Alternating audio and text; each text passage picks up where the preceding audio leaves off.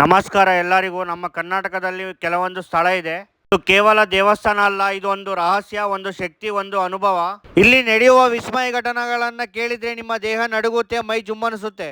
ಈ ಕಲ್ಲಿನ ಮೇಲೆ ಕೂತ್ರೆ ಅದು ತಿರುಗುತ್ತೆ ಅಂತ ಹೇಳ್ತಾರೆ. ಇದು ನಿಜನಾ ಇಲ್ಲ ನಂಬಿಕೆಯ ಶಕ್ತಿಯಾ? ಬನ್ನಿ ಇವತ್ತು ನಾವು ನೋಡೋಣ.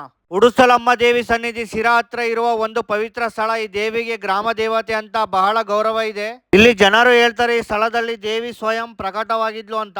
ಕಾಲಕ್ರಮದಲ್ಲಿ ಈ ಸ್ಥಳ ಭಕ್ತ ಹೃದಯದಲ್ಲಿ ದೊಡ್ಡ ಸ್ಥಾನ ಪಡೆಯಿತು. ಇದು ಕೇವಲ ದೇವಸ್ಥಾನ ಅಲ್ಲ, ಇದು ಜನರ ನಂಬಿಕೆಯ ಕೇಂದ್ರ. ಇಲ್ಲಿ ಬರೋ ಭಕ್ತರು ಒಂದು ವಿಶೇಷ ಅರ್ಚನೆ ಮಾಡ್ತಾರೆ.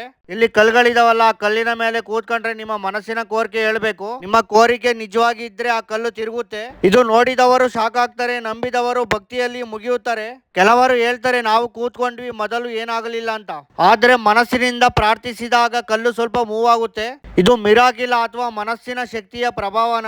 ಆದ್ರೆ ಒಂದು ವಿಷಯ ಕ್ಲಿಯರು, ನಂಬಿಕೆ ಇದ್ರೆ ದೇವರು ಇರ್ತಾರೆ. ಉಡುಸಲಮ್ಮ ದೇವಿ ಭಕ್ತರ ಕಷ್ಟ ಕೇಳುವ ತಾಯಿ. ಇಲ್ಲಿ ಬಂದ ಜನರು ತಮ್ಮ ನೋವನ್ನ, ಕಷ್ಟವನ್ನ, ಭಯವನ್ನ ಎಲ್ಲವನ್ನು ದೇವಿ ಹತ್ರ ಹೇಳಿ ಹೋಗ್ತಾರೆ. ಮತ್ತೆ ಅವರೇ ಹೇಳ್ತಾರೆ ದೇವಿ ನಮ್ಮ ಜೀವನನ್ನ ಬದಲಾಯಿಸಿದ್ರು ಅಂತ. ದೀಪ, ಅಗರಬತ್ತಿ, ಪೂಜೆ ಎಲ್ಲಾದ್ರೂ ಒಂದು ದಿವ್ಯ ಶಕ್ತಿಯ ಅನುಭವ ಸಿಗುತ್ತೆ.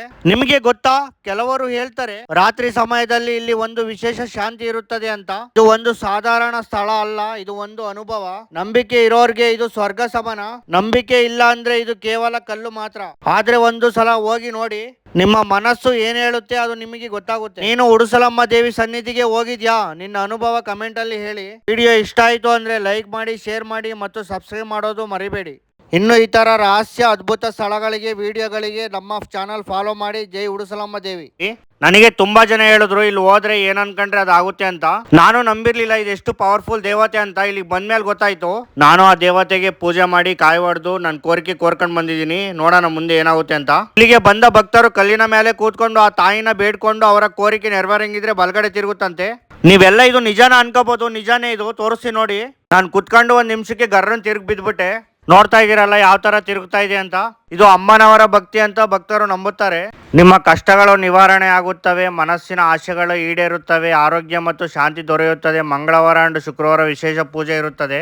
ಇಂತಹ ಅದ್ಭುತ ಮತ್ತು ನಂಬಿಕೆ ತುಂಬಿದ ಸ್ಥಳಗಳನ್ನು ಇನ್ನಷ್ಟು ನೋಡ್ಬೇಕಾದ್ರೆ ಫಾಲೋ ಮಾಡ್ಕೊಳ್ಳಿ.